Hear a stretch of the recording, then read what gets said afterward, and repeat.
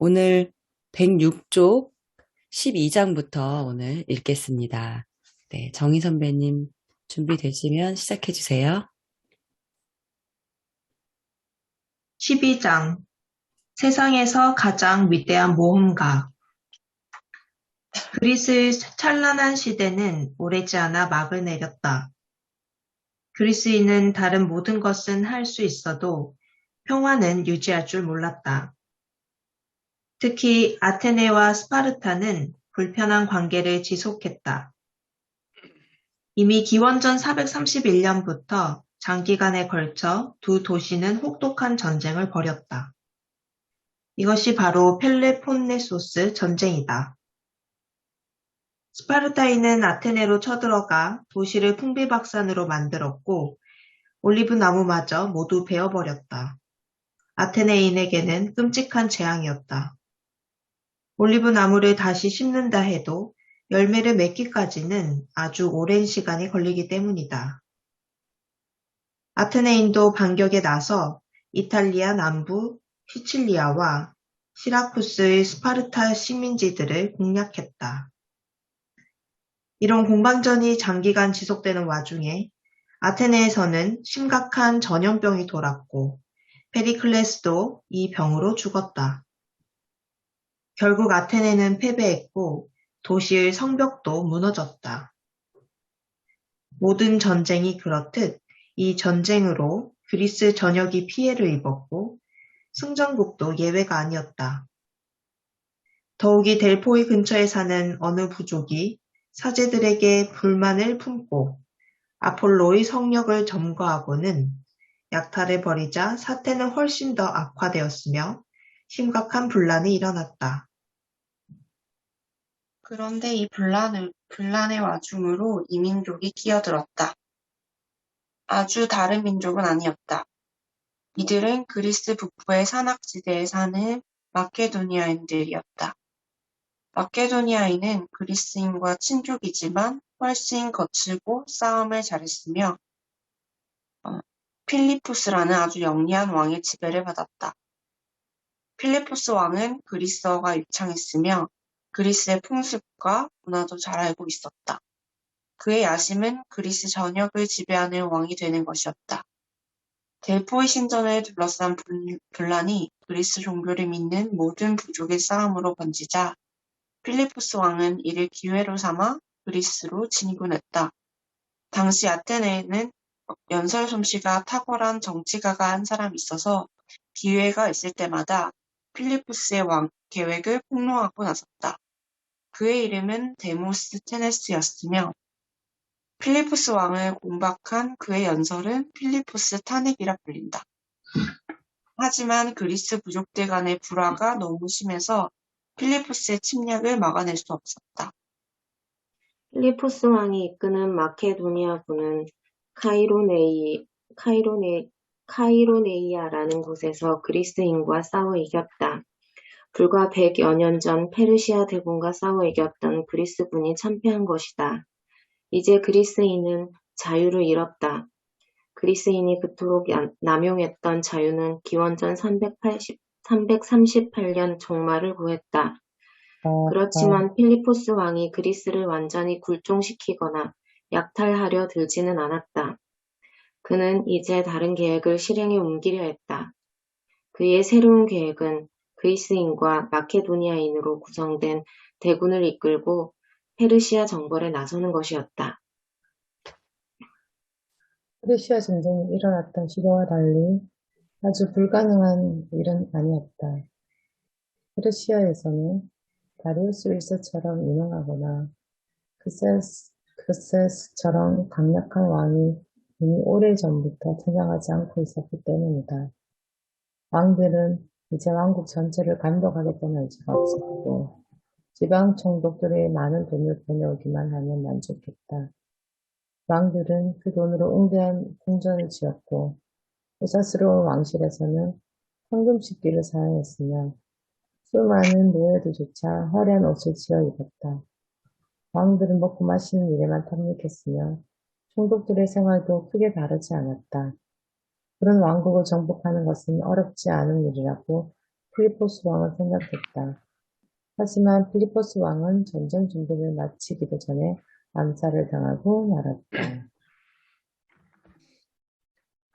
필리포스로부터 그리스와 고향인 마케도니아를 상속받은 새로운 왕은 20살도 안 된 청년으로 이름은 알렉산드로스였다.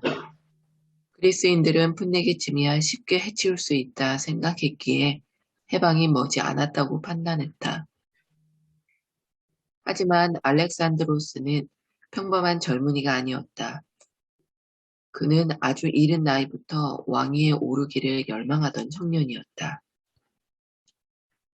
그가 꼬마였던 시절, 왕 필리포스가 그리스의 도시를 새로 정복할 때마다 이렇게 말하며 울었다는 이야기도 전해진다.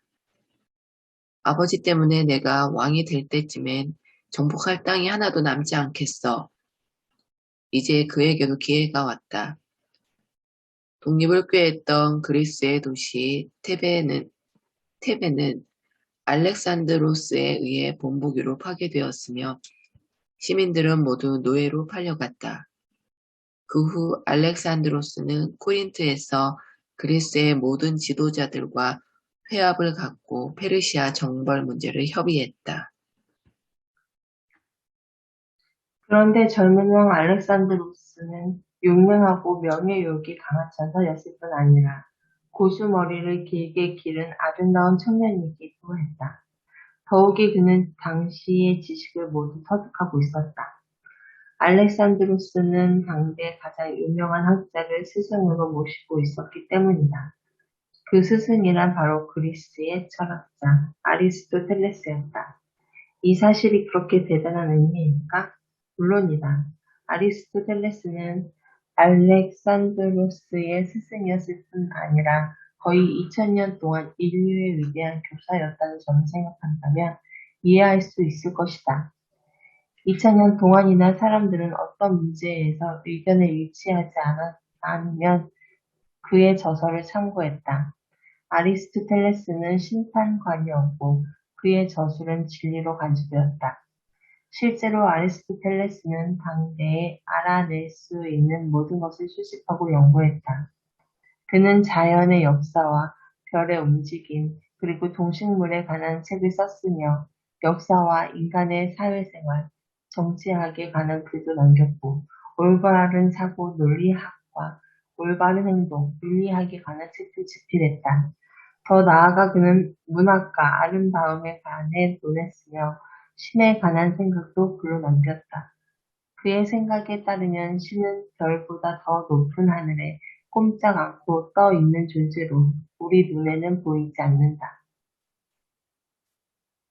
성실하고 훌륭한 제자였던 알렉산드로스는 그 모든 것을 습득했다. 그가 가장 즐겨 읽은 책은 호메로스의 영웅 서사시로 밤이면 베개 아래 놓고 잠을 잘 정도였다 한다. 하지만 알렉산드로스는 책만 파고들지는 않았으며 운동에도 만능이었다. 특히 승마에서는 그를 따라잡을 사람이 없었다고 한다. 한 번은 그의 아버지가 아주 멋지지만 성질이 사나운 말 한 마리를 샀다. 하지만 아무도 그 말을 길들일 수 없었다. 부케팔루스라는 이름의 이 말은 올라타는 사람을 모두 내동댕이 쳐버렸다. 알렉산드로스는 그 이유를 곧 알아차렸다. 말은 자신의 그림자에 겁을 먹었던 것이다. 알렉산드로스는 말이 태양을 향해 서게 하여 자신의 그림자를 보지 못하게 했다. 그러고는 말을 쓰다듬어주면서 얼른 올라탔고 온 왕궁의 갈채를 받으면서 말을 몰았다. 그 후로 부케팔루스는 알렉산드로스의 애마가 되었다. 알렉산드로스가 코린트에 모인 그리스 지도자들 앞에 나타나자 모두가 환호하면서 왕의 비위를 맞추기에 급급했다. 하지만 단 한 사람은 예외였다. 그는 디오게네스라는 이름의 괴짜 철학자였다. 이 철학자의 견해는 부처의 생각과 가까운 점이 없지 않았다. 그에 따르면 사람이 소유한 것과 필요로 하는 것은 자족하며 성찰하는 삶을 방해할 뿐이다. 그래서 디오게네스는 가진 것을 모두 버리고 거의 알몸으로 코린트 광장에 있는 통 속에 살았다. 이곳에서 그는 주인 없는 개처럼 아무 것에도 구애받지 않고 자유롭게 살았다. 이 기이한 인간을 알고 싶었던 알렉산드로스는 몸소 그를 찾아갔다. 화려한 갑옷 차림의 알렉산드로스는 투구의 깃털 장식을 날리면서 통 앞에 서서 말했다. 그대가 마음에 든다. 뭐든 원하는 것이 있으면 내가 들어주겠다. 그러자 마침 기분 좋게 햇볕을 쬐며 누워있던 디오게네스는 이렇게 말했다. 왕이시여, 소원이 하나 있기는 하오. 말해보라. 왕께서 햇빛을 가리시니 좀 비켜주시오. 이 말에 깊은 인상을 받은 알렉산드로스는 이렇게 말했다고 한다. 내가 알렉산드로스가 아니라면 디오게네스가 되고 싶다. 그런 왕이었기 때문에 군대의 그리스인도 곧 마케도니아인들처럼 알렉산드로스를 좋아하게 되었다. 이들은 왕을 위해 기꺼이 싸우려 했다. 알렉산드로스는 확신을 품고서 페르시아 원정에 나설 수 있었다. 그는 자신이 가진 모든 것을 친구들에게 선사했다. 그러자 친구들이 놀라서 물었다. 자네에게 남는 건 대체 무엇인가? 알렉산드로스는 이렇게 대답했다고 한다. 희망이지. 이 희망은 그를 배반하지 않았다. 그는 군대를 이끌고 제일 먼저 소아시아로 진격했다. 이곳에서 알렉산드로스는 처음으로 페르시아군과 대치하게 되었다. 페르시아군은 알렉산드로스의 군대보다 수적으로 우월했지만 사령관조차 자격 미달인 오합지졸에 불과했다. 페르시아 군대는 패배하여 곧 도주하기 시작했다. 알렉산드로스의 군대는 정말 용맹스러웠으며 누구보다도 알렉산드로스 자신이 가장 격렬한 싸움터에서 가장 용감히 싸웠기 때문이다.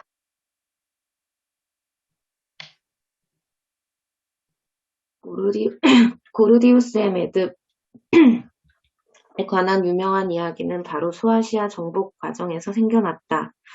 고르디움이라는 도시의 한 신전에는 오래된 전차가 한 대 있었는데 그 끌체에는 단단하고 복잡하게 얽힌 매듭이 하나 묶여 있었다.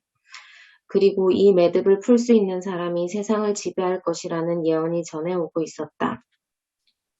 아마 이 매듭은 바쁠 때면 꼭 엉켜버리는 구두끈보다 더 심하게 꼬여 있었나 보다. 아무튼 알렉산드로스는 이 매듭을 풀어보려고 애를 쓰지는 않았다. 그 대신 당신의 어머니라면 절대 허락하지 않았을 행동을 하고 말았다. 검을 빼들어 매듭을 반토막 냈던 것이다. 이 행동은 내가 검을 쥐고 세상을 정복하여 예언을 실현하겠다는 뜻이었다. 그리고 알렉산드로스는 실제로 세상을 정복했다. 이 정복이 어떻게 더 진행되었는지는 다음 장의 지도에서 확인하기 바란다. 알렉산드로스는 고작 페르시아로 쳐들어가지 않았다. 페르시아의 속주인 페니키아와 이집트를 배후에 둔 채 페르시아로 진격을 하는 것은 위험하다고 판단했기 때문이다. 페르시아군은 이수스라는 도시에 진을 알렉산드로스의 군대를 저지하려 했다. 하지만 알렉산드로스는 페르시아군을 격퇴하고 왕의 화려한 천막과 보물을 노획했다. 왕의 부인과 누이도 포로로 잡았지만 공손하고 예의 바르게 대우했다. 이때가 기원전 333년인데 333 이수스 전투라고 외우면 기억하기 쉬울 것이다. 페니키아를 정복하는 것은 쉽지 않았다. 도시 티로스를 정복하기까지 무려 7개월이라는 시간이 걸렸다. 알렉산드로스는 이 도시를 특히 잔혹하게 파괴해버렸다. 이집트 정복은 쉬운 편이었다. 이집트인들은 페르시아로부터 벗어나기를 원했는데 알렉산드로스는 페르시아의 적이었기 때문에 그에게 자발적으로 항복했던 것이다. 하지만 알렉산드로스는 이집트인의 방식대로 진정한 지배자가 되기를 원했다. 그래서 사막을 지나 태양신의 신전으로 가서는 사제들로 하여금 그가 태양신의 아들 파라오라고 말하게 했다. 이집트를 떠나기 전 알렉산드로스는 바닷가에 도시 하나를 건설하고 자기 이름을 따서 알렉산드리아라고 명명했다. 오늘날까지 남아있는 이 도시는 오랫동안 세상에서 가장 강대하고 부유한 도시 중의 하나였다. 마침내 알렉산드로스는 페르시아를 향해 출발했다.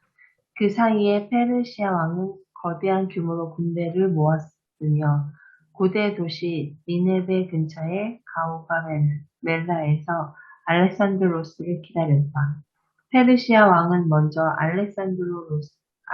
알렉산드로스에게 사신을 보내 왕국의 절반을 선사하고 공주를 부인으로 줄 테니 물러가 달라고 제의했다. 알렉산드로스의 친구인 파르메니오는 당시 이렇게 말했다고 한다. 내가 알렉산드로스라면 이 제의를 받아들이겠다. 그러자 알렉산드로스는 이렇게 대꾸했다. 내가 파르메니오라면 그랬을 것이다. 그는 세계의 반이 아닌 전체를 원했으며 최후의 페르시아 대군을 결국 격퇴해버렸다. 페르시아 왕은 산속으로 도주했지만 자신의 신하에게 살해당했다. 알렉산드로스는 페르시아 왕의 살해자들을 처벌했다.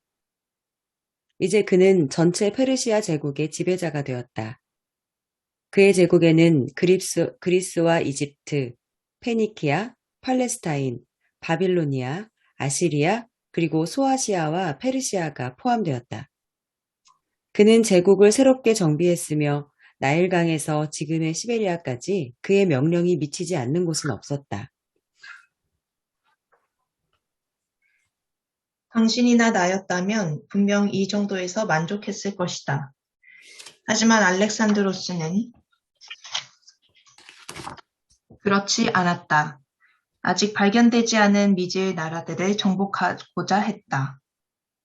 동방의 진귀한 물건을 갖고 페르시아를 찾는 상인들이 이따금 이야기하던 먼 곳의 신비한 이민족들을 직접 보고 싶었다. 그리스 신화의 디오니소스처럼 알렉산드로스는 햇볕에 그을린 인도인의 나라까지 승전고를 울리며 진군에 들어가 그들을 신하로 삼고 싶었다. 실제로 그는 페르시아의 수도에 오래 머물지 않았다. 기원전 327년, 그는 군대와 함께 혹독한 위험을 무릅쓰고 미지의 고산지대를 넘어 인도의 인더스강 유역으로 밀고 들어갔다. 인도인은 순순히 굴복하지 않았다. 특히 숲속의 참외자들과 은둔자들은 서방에서 온 정복자들에게 대항하라고 가르쳤다. 그래서 알렉산드로스는 인도의 전사 계급이 방어하는 도시들을 하나씩 힘겹게 정복할 수밖에 없었다. 이 싸움에서 알렉산드로스는 자신만의 대담성을 여실히 보여주었다. 인더스 강의 한 지류에서 인도의 왕 포로스가 전투용 코끼리와 보병으로 이루어진 막강한 군대를 거느리고 알렉산드로스를 기다리고 있었다. 포로스 왕은 강 건너편에 있었고 알렉산드로스는 적군이 뻔히 보이는 앞에서 병사들과 함께 강을 건너야 했다. 이렇게 강을 건너는데 성공한 것만 해도 대단무쌍한 일이었다. 그러나 더욱 놀라운 점은 찌는 듯한 무더위 속에서 인도 군대를 정말로 격퇴했다는 사실이다. 포로스는 결박되어 알렉산드로스 앞으로 끌려왔다. 내게서 무엇을 원하느냐? 알렉산드로스가 물었다. 나를 왕답게 대우해달라. 포로스가 대답하자 알렉산드로스가 다시 물었다. 그 밖에는 없나? 포로스는 말했다. 없다. 그것뿐이다. 알렉산드로스는 당당한 태도에서 좋은 인상을 받았기에 포로스에게 왕국을 돌려주었다. 알렉산드로스는 계속 동쪽으로 진군해서 더 낯설고 더 신비한 종족이 사는 겐지스 강 유역까지 가보고 싶었다. 하지만 병사들은 더 이상의 진군을 원하지 않았다. 그들은 세상 끝에 닿을 때까지 진군만 하는 대신 고향으로 돌아가고 싶었던 것이다. 알렉산드로스는 병사들에게 간청도 하고 혼자서 떠나겠다는 위협도 하면서 사흘간 천막을 떠나지 않고 버텼다. 그러한 병사들은 끝내 뜻을 굽히지 않았고 결국 알렉산드로스도 방향을 돌릴 수밖에 없었다.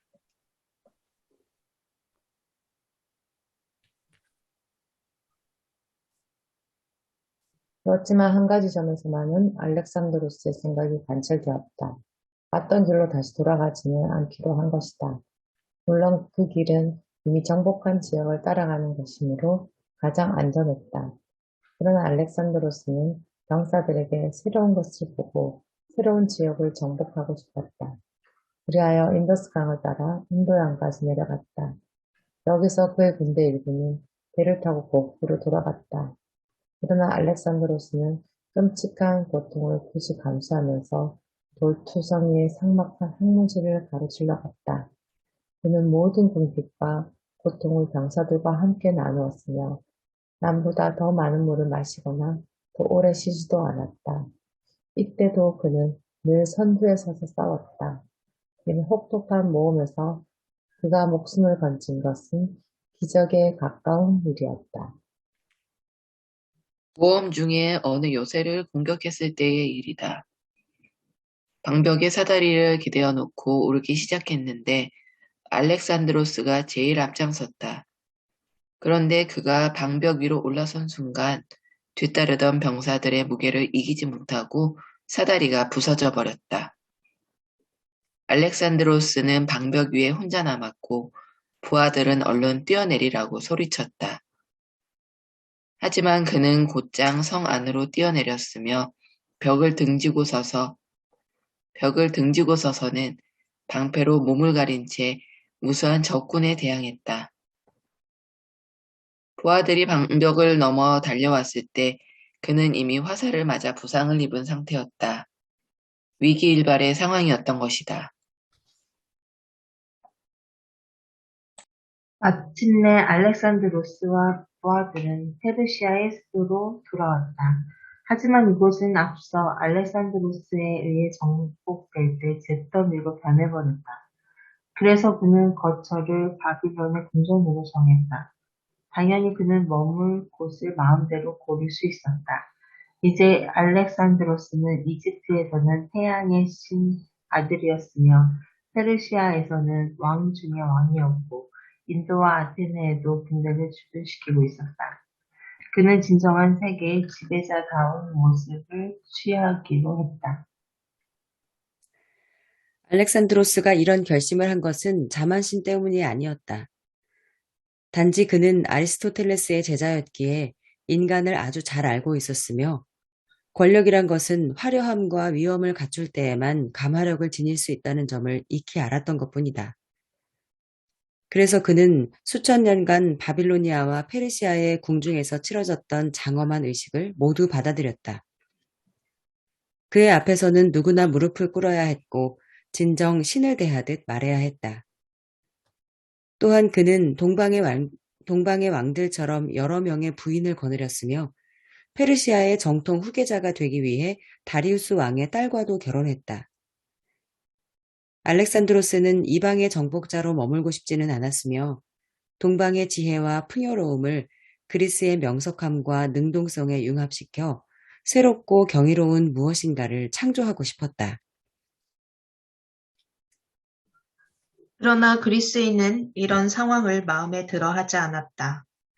무엇보다 자신들이 정복자로 그리고 세상의 유일한 주인으로 군림하길 원했다.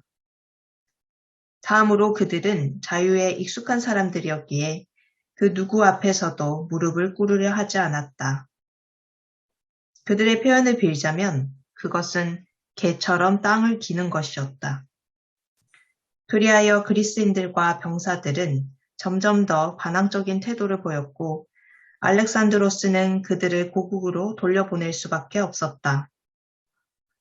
또한 그는 마케도니아와 그리스의 병사 1만 명을 페르시아 여인들과 결혼시켰고 그 대가로 후한 지참금과 함께 성대한 잔치도 베풀었지만 두 민족의 융합이라는 원대한 사업은 끝내 성공하지 못했다. 알렉산드로스의 장대한 계획은 그것뿐이 아니었다. 그는 이집트의 알렉산드리아와 같은 도시를 더 많이 건설하고 싶었다. 그는 곳곳에 도로를 닦고자 했으며 그리스인들의 반대를 무릅쓰고라서도 정벌을 계속하여 세상을 지속적으로 변화시키고 싶었다. 당시에 이미 인도에서 아테네까지 우편물이 정기적으로 오갔다면 어떠했을지 상상해보라. 하지만 알렉산드로스는 이런 계획을 진행시키던 중에 죽고 말았다. 네부카드네자르 왕의 여름 궁전에서였고 한창인 32의 나이였으니 기원전 323년의 일이었다. 열에 들떠 병상에 누워있던 알렉산드로스는 누구를 후계자로 삼을 것이냐는 질문에 이렇게 답했다. 가장 품위 있는 자. 하지만 그런 사람은 없었다. 알렉산드로스 주변의 사령관이나 제후들은 하나같이 야심 많고 사치스러우며 양심도 없는 사람들이었다. 이들은 제국을 차지하기 위해 다툼을 벌였으며 결국 제국은 분열되고 말았다. 이집트는 사령관인 프톨레마이오스의 가문이 다스렸고 메소포타미아는 셀레우코스의 가문이 차지했으며 소아시아는 안티고누스의 가문이 지배했다. 인도는 완전히 잃어버렸다.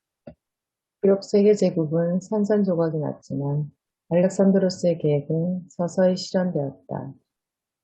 그리스의 예술과 사상은 페르시아로 흘러들었고 멀리 인도를 거쳐 중국에까지 전해졌다. 그리스인은 아테네와 스파르타가 세상의 전부가 아니라는 사실과 도리아인과 이오니아인의 영원한 다툼보다 더 중요한 과제가 있다는 사실을 깨달았다. 이들은 한때 조금이나마 지녔던 정치적 힘을 이제 완전히 상실했다. 그런데 경교롭게도 바로 이때부터 그리스인은 역사상 유례가 없는 정신적 힘, 흔히 그리스 교양이라 불리는 힘을 행사하기 시작했다. 당신은 이 힘을 지지키는 요새가 무엇인지 아는가? 그것은 바로 도서관이다. 일례로 알렉산드리아에는 70만 권의 두루마기 서적을 소장한 그리스 도서관이 있었다. 이제는 이 서적들이 세계를 정복하는 그리스 병사들이 되었다. 이 세계 제국은 오늘날까지 존재했다.